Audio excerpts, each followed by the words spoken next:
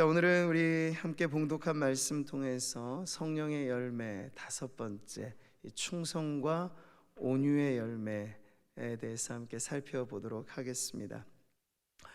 자, 1년을 달수로 한 사람이 12달이죠. 달력을 이렇게 넘기고 해서 이제 몇 장 안 남았어요. 근데 달력만 이렇게 넘기는 세월은 참 무미건조하죠. 똑같은 시간을 살아도 째깍째깍 이렇게 시계 태엽 돌아가는 거기에만 따라 살아가는 삶은 참 지루한 인생입니다. 그러면 지루하지 않고 몸이 건조하지 않은 삶을 살아가는 비결은 무엇일까요? 시간에 의미를 부여하는 것입니다. 말하지 않아도 사실 5월 하면 전 국민이 교회만이 아니죠, 가정의 달로 의미를 부여해요. 그러면 5월만 되면 가정을 돌아보게 되고 소중한 가족들을 살피게 되죠. 자, 그런 의미에서 저는 11월은 우리에게 아주 중요한 의미가 있다고 봅니다. 그것이 바로 감사이죠. 우리 11월에는 우리 기독교 절기로서는 아주 중요한 추수감사절이 이제 다음 주로 앞두고 있습니다. 저는 하나님 앞에 드리는 우리의 감사가 그냥 절기가 됐으니까 그때 와서 절기에 특별 예물이 있으니까 그냥 드리자 이래서는 안 되고요. 추수감사절은 한 해의 감사를 담으셔야 돼요. 그래서 이 감사 노트를 드리는 이유도 돌아보시라는 거예요. 우리는 참 하나님께 받은 은혜가 많은데 문제는 잊고 산다는 데 있어요. 여기 예배하는 성도님들만 보시더라도 죽다 살아난 경험들도 우리에겐 있고, 질병의 고통 속에 헤어나오고 삶이 참 찌들고 어려웠는데 하나님께서 내게 허락해 주신 새로운 삶을 살아가는 분들이 참 많이 계세요. 그런 분들 모두가 다 그 고비를 넘을 때 하나님 나를 이렇게 살려주신 이 다음의 인생은 다 주님의 것입니다, 이렇게 사셨거든요. 근데 문제는 시간이 지나가면서 그걸 잊으신다는 데 있어요. 그러니 제가 숙제를 드리는 겁니다. 추수감사절 맞이하시기까지 기억해내세요. 한 해를 기준으로도 그렇지만 우리의 삶을 주님 앞에 돌아보면서 내가 호흡하는 것도 다 주님의 은혜라는데 내게 베풀어 주신 주님의 은혜가 얼마나 큰가 하는 것을 너무 길게 펼쳐놓으면 어려우시니까 이 한 해만 기준으로 해서라도 여러분 꼭 돌아보셔서 우리가 맞이하는 추수감사절이 정말 하나님께 감사로 꽉 찬 열매를 드리는 그러한 축복의 시간이 되기를 소망합니다. 그래서 감사한 달 보내시라는 거야. 감사한 달. 우리나라 말이 참 재밌죠? 감사한 달 네 글자잖아요. 근데 여기서 어떻게 끊어 읽느냐에 따라 좀 차이가 생겨요. 근데 저는 첫 번째로 이 11월의 의미는 감사한 달입니다. 따라해 보시죠. 감사한 달입니다. 이 한 달의 의미를 그렇게 보시라는 거고, 이제 끊어읽기를 한번 해보시면 감사 한 달, 이게 무슨 의미일까요? 이 한 달 동안 살아가실 때 하루하루 감사를 기억하고 나누고, 요즘에 SNS도 많이 하시잖아요. 그냥 나 뭐 먹었어 올리고 어디 갔어 찍고 그런 거 말고 감사를 나눠보세요. 나 오늘 감사가 참 이래요. 오늘 상태 표시를 나 이게 참 감사해요. 감사도 전염성이 있다고요. 그래서 나는 감사할 것 없는데 내 친한 누군가 SNS를 딱 보니까 감사로 막 충만한 거예요. 그러면 우리에게도 없던 감사도 나는 왜 똑같이 이렇게 사지백체 멀쩡하고 건강하게 사는데 나 왜 감사하지 않지? 이게 감사구나. 이 감사를 나누고 전하시라. 어느 정도로요? 한 달 꽉 채워서. 그래서 감사 한 달 사세요. 이렇게. 요즘에 어디 좋은 경치 좋은 데 있으면 한 달 살기 그런 것도 하시잖아요. 근데 어디 멀리 가셔서 휴양지에 가서 행복이 찾아오는 게 아니고 감사 한 달을 살아보십시오. 그럼 그것이 우리에게 정말 풍성한 행복의 그런 축복이 되리라 믿습니다. 자, 오늘 우리가 이어서 보는 성령의 열매는요, 이제 거의 막바지로 왔습니다. 끝에서 이제 세 가지 남은 열매 중에 두 가지를 살펴보는데요. 이 모든 열매의 특징을 어떻게 하면 성령의 열매를 잘 맺을까? 그냥 사람 좋기만 하면 그냥 좋은 열매 맺는 걸까? 물론 좋은 성품도 신앙의 여부를 떠나서 아주 중요한 것이죠. 그러나 성령의 열매는 그냥 좋은 성품 가지라 정도가 아니고 말 그대로 성령을 통해서 하나님과의 관계 속에서, 그러므로 성령의 열매는 누가 맺어요? 성도가 맺어요. 구원받은 하나님의 백성들이 맺는 열매가 성령의 열매인 것이죠.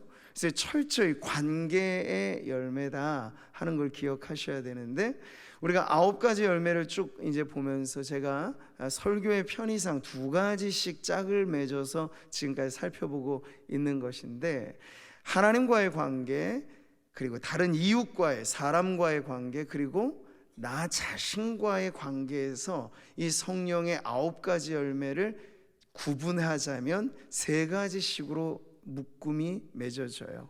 사랑과 희락과 화평, 이건 하나님과의 관계에서 절대적으로 맺어지는 열매이지요.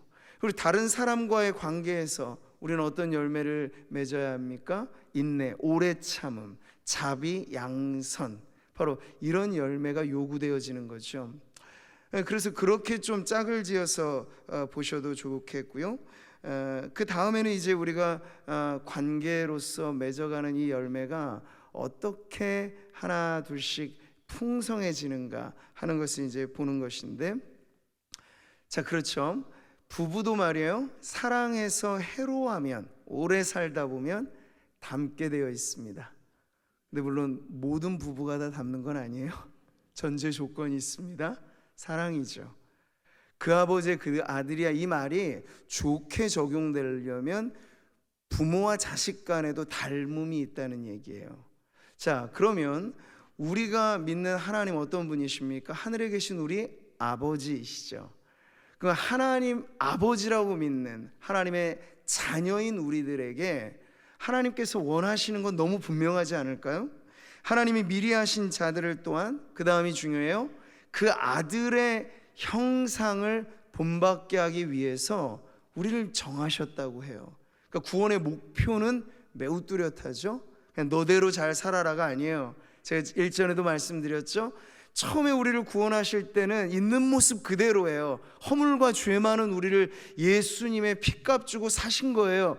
근데 그 다음은요, 그 다음이 중요하잖아요. 그 다음은 예수님처럼 닮아가라고, 그래야 우리가 번듯한 하나님의 아들, 딸들이라 일컬음을 받을 수 있기 때문에 바로 닮아감의 목표가 있는 것이죠. 부자유친이란 말 있어요. 아버지와 아들 사이에 존경과 사랑의 친함이 있어야 닮아가듯, 부부도 마찬가지입니다. 이 사랑이라고 하는 친밀한 언어가 부부 사이에 있을 때 닮아가는 거예요. 그냥 한 이불 덮고 잔다고 닮지 않아요. 동상이몽하는 관계면은 같은 자리에 있어도 가면 갈수록 사실은 보이지 않게 멀어지죠. 그래서 우리 한국 사회에 아무런 통계가 몇 가지 있는데 그 중 하나예요.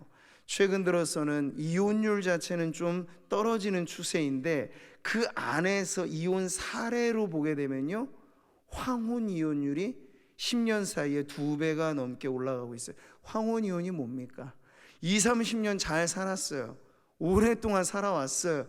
근데 느지막이 그 인생의 마지막 피날레를 장식해야 될 부부가 이제 더 이상 못 찾겠다, 갈아보자는 안 될 테고 그냥 이제 헤어집시다. 우리 살 만큼 살았잖아요.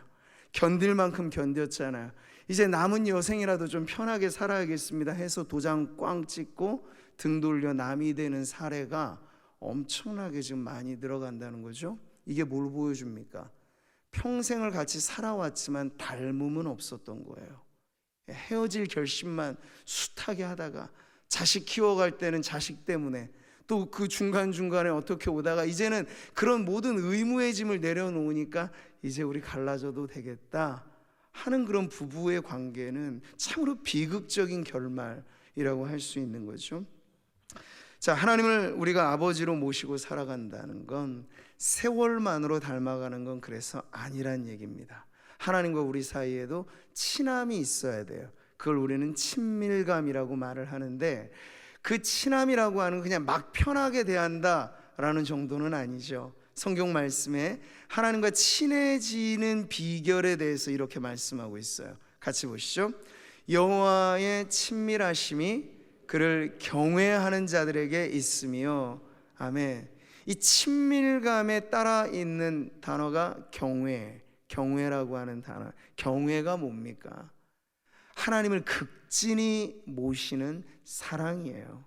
하나님을 하나님으로서 섬기면서 사랑하는 것이 경외인데요, 하나님은 그렇게 경외하는 백성들에게 친함을 나타내 주신다, 친밀한 관계로 초대하신다 하는 말씀이 여기 나오는 거죠. 자, 그렇게 맺어갈 때 성령의 열매가 주렁주렁 풍성하게 맺어지게 될 것입니다.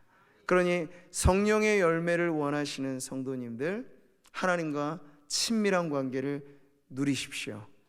하나님과 친밀하기를 원하시는 성도님들, 무엇보다 하나님을 경외하십시오. 그 길로 우리가 나아갈 때 하나님께서 오늘 우리에게 계속해서 알게 하시고 또 맺으라 말씀하시는 오늘 충성과 온유의 열매가 그렇게 맺어지게 될 줄 믿습니다. 자, 오늘 이 두 가지 열매인데요, 이제 다다음 주까지 하면 딱 다다음 주는 추수감사절이니까 그 다음 주 하면 이제 성령의 열매 9가지를 딱 마무리하게 되는데, 복습하시면서 제가 늘 반복을 하잖아요.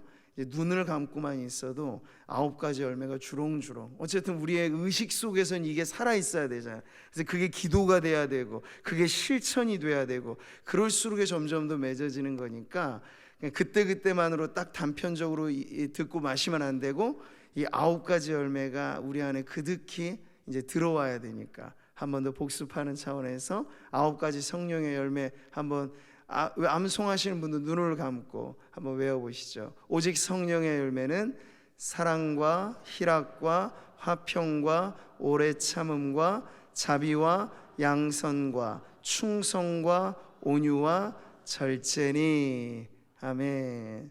자, 이 부분에서 오늘 제가 말씀드린 나머지 마지막 3가지는 누구와의 관계라고요? 자신과의 관계에서 의미 있게 맺어지는 열매라는 것입니다. 그러면 충성이, 온유가 어떤 이유에서 바로 자신과의 관계에서 맺어지는 열매라 할까요? 자, 여러분, 우리는 그 사람의 존재를 말할 때 존재감이라는 말을 씁니다. 그 존재감이라고 하는 건 뭘 하지 않아도 그 사람이 여기 앉아 있으면 그 사람의 호흡과 그 사람의 있음으로 인해서도 뿜어져 나오는 무언가요. 그걸 아우라라고도 말을 하죠. 근데 성도로서 가져야 될 그 아우라가 과연 무엇일까? 바로 확고부동한 그 마음의 상태인데, 그 중 하나가 바로 이 충성이라고 하는 거예요. 자, 이 충성이라고 우리가 번역한 이 단어가 원어에서는 피스티스라는 말인데, 이게 줄곧 다른 쪽으로 더 많이 번역되는 건 믿음이라는 단어예요. 그리고 신실함이라고도 하고, 그래서 대부분의 영어 성경은 이 단어를 faithfulness라고 번역을 합니다. 그래서 신실하다, 충실하다 이런 말인데, 자, 이 충성이라고 하는 두 글자는 예로부터 임금과 국가에 대하여 아주 반듯한 그리고 진심 어린 충정을 말할 때 이 충성 충자를 쓰죠. 충성이라는 한자가 그렇습니다. 마음 심자 위에 가운데 중자가 쓰여져 있는 거예요. 뜻이 아주 분명하죠. 내 마음을 지키라는 거예요. 좌로도 우로도 치우치지 말고 일편단심하게 마음을 지키라는 얘기예요. 충성의 대상에 대해서 말이죠. 이게 하나님께서 이 여호수아 장군을 가나안 정복 전투에 이제 투입하기 전에 여호수아서를 보면 처음에 그를 불러 세우고 하시는 말씀이 충성을 가르치시는 거예요. 너는 좌로나 우로나 치우치지 말고 이 율법책을 내 입에서 떠나지 말게 하고 뭐 하라는 거예요? 그 말씀 위에 굳건히 서서 하나님과 동행하는 길을 살라는 말씀이죠. 하나님께 충성하라는 얘기예요. 네. 이게 모든 성도들에게 바라시는 하나님의 뜻인 줄 믿습니다. 충성이란 결국 내 마음을 지키는 거죠. 지키는 거예요. 그럴 때 맺어지는 열매라는 거죠.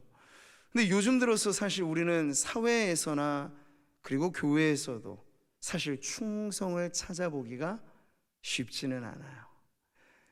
만약 우리 성도님들 중에 지금 직장 생활하면서 나는 회사에 충성한다, 이런 마음 가지고 일하시는 분들이 사실 몇이나 될까?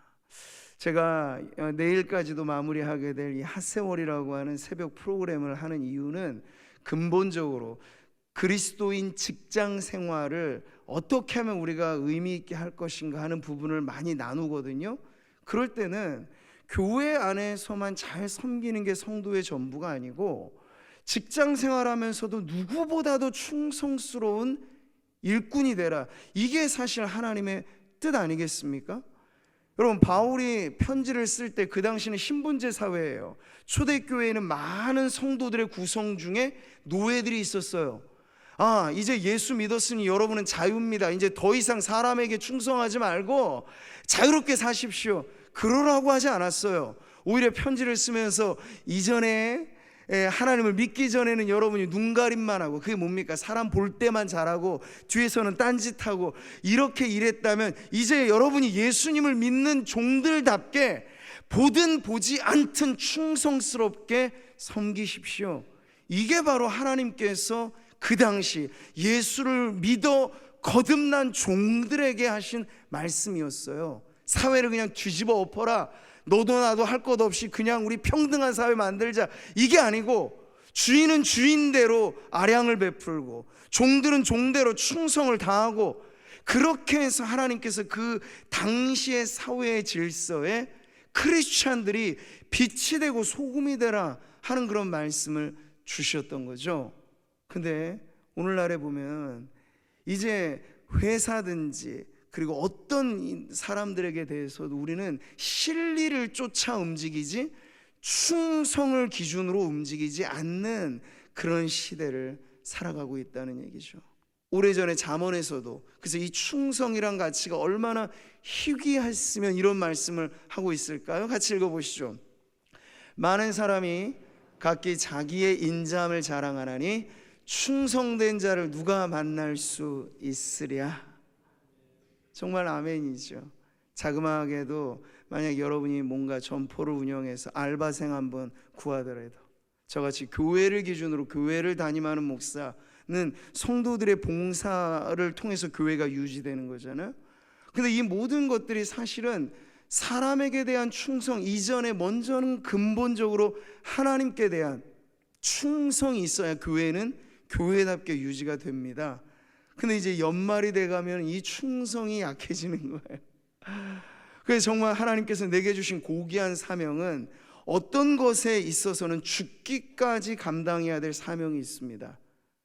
우리가 그냥 단순히 한해직으로 일하는 정도가 아니고 어떠한 사명은 하나님 나에게 죽기까지 충성하라고 주신 사명이 있는데, 이게 너무 짧은 연한으로 지금 분절화되고 단편화되고 있다는 그런 문제가 참 안타깝게 와닿는 거예요. 그러니 이런 시대이니만큼 여러분, 세상에는 머리 좋은 사람 많아요. 기술 좋은 사람 많아요. 그래서 정말 이 사회나 하나님의 나라가 필요로 하는 사람은 누구일까요? 따라해 보겠습니다. 충성된 사람입니다. 네, 기술과 요령보다 중요한 건 우직하게 내 마음 다 바쳐서 하나님 앞에 충성 서약하고 그 서약이 내게 손해가 되더라도 지켜낼 수 있는 우직함, 이게 바로 여러분 충성이에요. 그러니까 이 충성의 열매는 얼마나 소중한 것인지 모르죠. 자, 그러면 우리가 이 충성의 열매를 어떻게 맺어갈 수 있을까요? 한 번의 대번의 큰 충성부터 생각하지 마시고 언제나 실천은 작은 것부터입니다. 그래서 예수님께서도 이 충성을 가르칠 때 이렇게 말씀하셨어요. 같이 크게 읽어보죠. 지극히 작은 것에 충성된 자는 큰 것에도 충성되고 지극히 작은 것에 불의한 자는 큰 것에도 불의하니라. 아멘. 충성의 단계가 있다는 거죠. 나 한 번 한 몫에나 충성할 거야. 그런 생각은 아주 허황된 생각이에요. 작은 충성이 쌓이고 쌓여 나중에 큰 충성으로 이어지게 됩니다. 근데 이 말씀의 문맥이 여러분 뭔지 아세요? 이 작은 것에 충성하라고 했을 때 그 작은 것이 물질이었어요.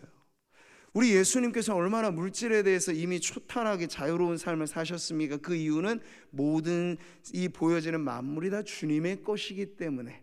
주님은 참 넉넉하게 째째하게 몇 푼에 움직이지 않으셨어요. 왜? 모든 게 다 하나님의 것이니까. 그런 포부를 가지고 가르치실 때 하나님을 믿는 믿음의 백성들도 돈 몇 푼에 이리저리 흔들리지 말아라 말씀을 하시는 거예요. 여러분, 우리는 크고 작은 것의 기준이 좀 바뀌어야 되는데 세상은 지금도 금과 은에 벌벌 떱니다. 돈이면 사죽을 못 쓰죠. 그러나 성도라면 좀 달라야 되겠는데 어떤 점에서 달라야 되겠습니까? 돈이라고 하는 가치를 사람보다 높게 두지 않고 이 돈이라고 하는 물질을 하나님 앞에 바칠 수 있는 작은 충성의 목록에 넣어야 된다는 거예요. 그러면 주님께서 우리에게 요구하실 때마다 기꺼이 드리리다, 내게 있는 최선을 다하여 주님 앞에 드리리다 라고 했을 때 여러분, 장차 하나님께서 그 이상의 충성을 요구할 때 우리가 그때에도 기꺼이 바칠 수 있는 그런 성도가 될 것입니다. 그럼 여러분, 기준을 바꾸세요. 하나님께서 작다고 말하는 걸 크다고 여기지 마세요. 하나님 이거 작다고 말씀하시니 저도 내 삶의 절대적인 비율로, 성도들이 가지고 있는 삶의 물질 기준은 다 다르죠?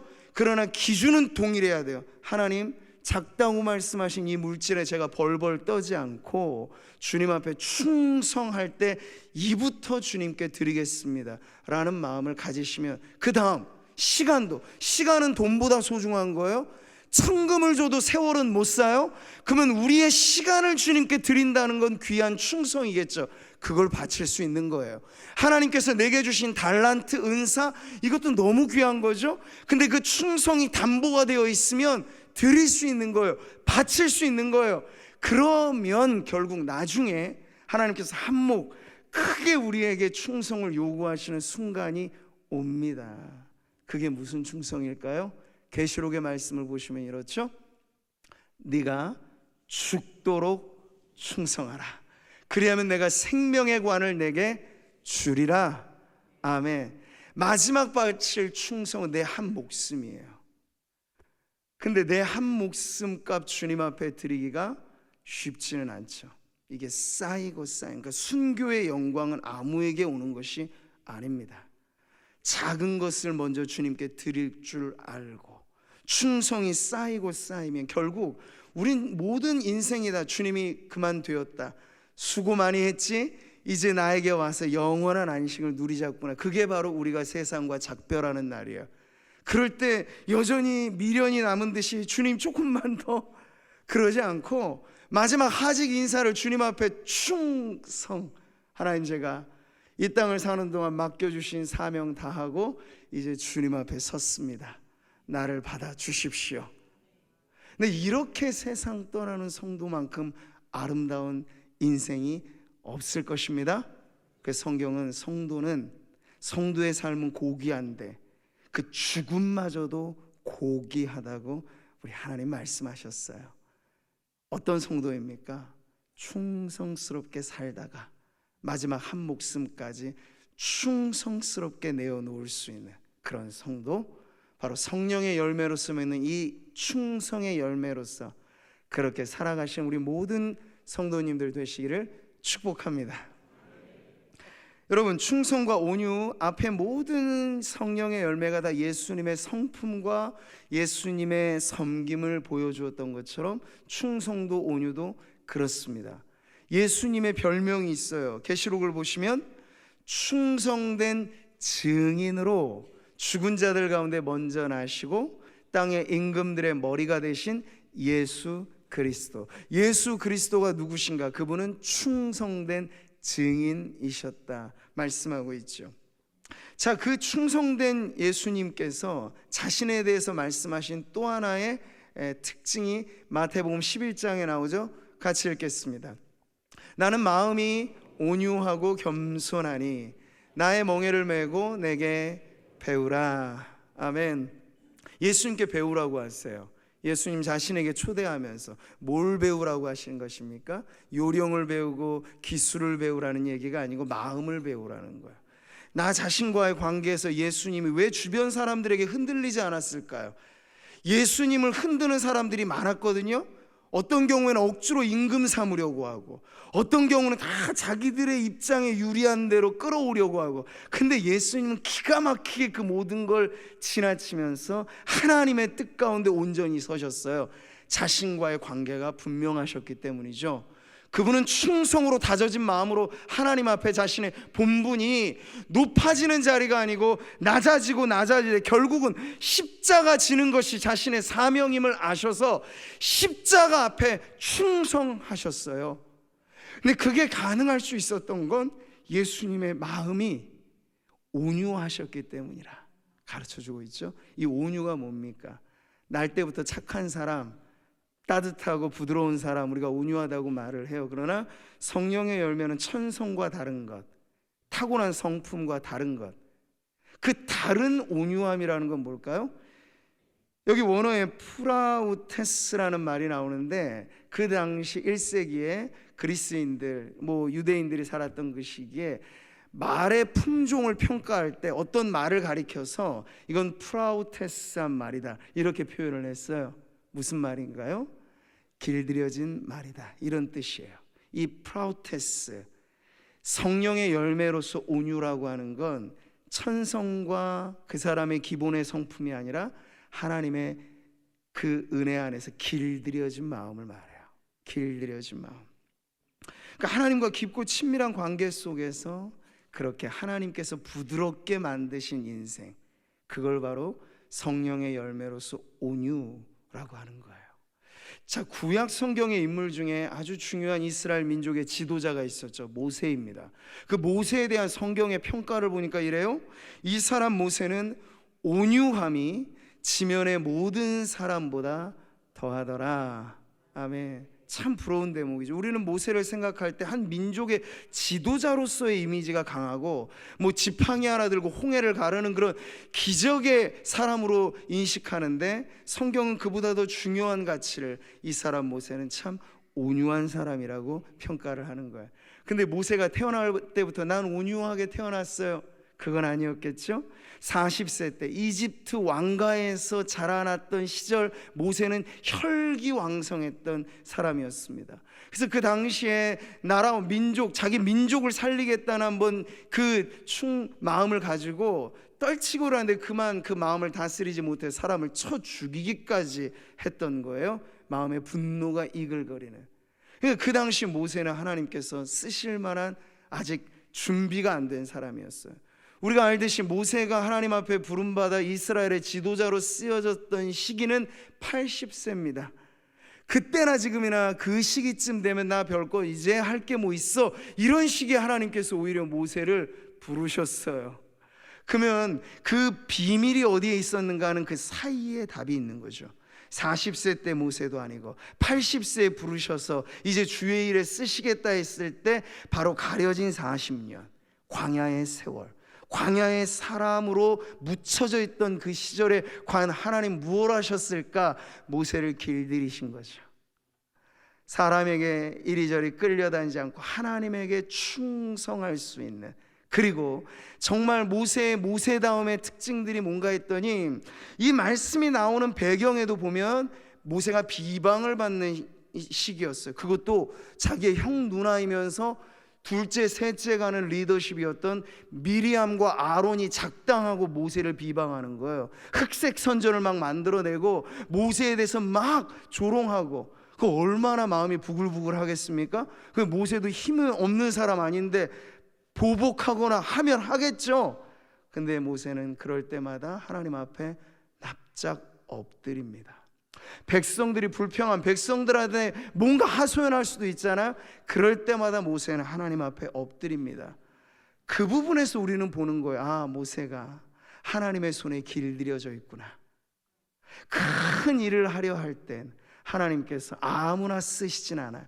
누구나 주님 앞에 쓰임받을 자격은 있겠습니다만 아무나 쓰시진 않아요. 그럼 누구를 쓰실까요? 하나님 나라의 큰 일을 위해서 훈련된 사람을 쓰십니다. 근데 어떻게 훈련된 사람을 쓰실까요? 온유하게 길들여진 사람을 쓰십니다. 사랑하는 성도 여러분, 저에게도 한평생, 여러분에게도 한평생, 우리 한평생 살아가는 인생 가운데 정말 하나님의 나라를 위해서 제가 쓰임받기를 원합니다. 이 마음은 여러분, 우리 모든 성도가 가져야 될 꿈이고 소망인 줄 믿습니다. 그렇다고 해서 여러분 모두가 목회자 되고 모두가 다 선교사 되라는 얘기 아니에요.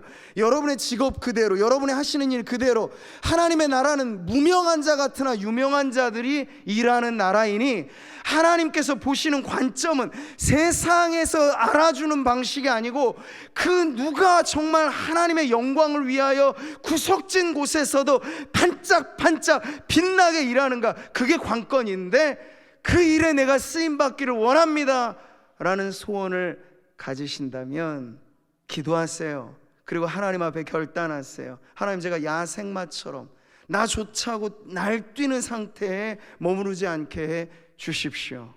하나님 손에 길들여지기를 원합니다. 성령이여 내 안에 역사하셔서 순간순간 나를 가르쳐 주시되 내 혈기 가지고 일하지 않게 하여 주십시오. 내가 가지고 있는 생각이 우선되지 않게 해 주십시오. 나에게 주의 말씀의 뜻을 알려주셔서 그 말씀으로 나를 길들여 주시옵소서. 그러면 맺어지는 열매, 바로 온유의 열매입니다.